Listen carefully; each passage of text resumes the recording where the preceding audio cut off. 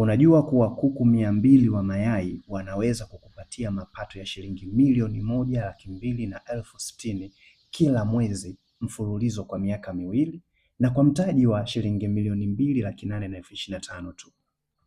Kwa maisha ya sasa hivi sio lazima uwe na shamba au uache shughuli zako unazofanya kila siku ndio ufuge.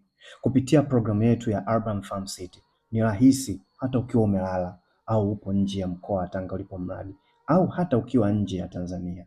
Kupitia programu yetu tunakukodisha banda, wewe unaleta mfanyakazi wako kama unaye, kama hauna tunakupatia mfanyakazi atakayefanya kazi zote za bandani, huku akisimamiwa na timu ya wataalamu wetu.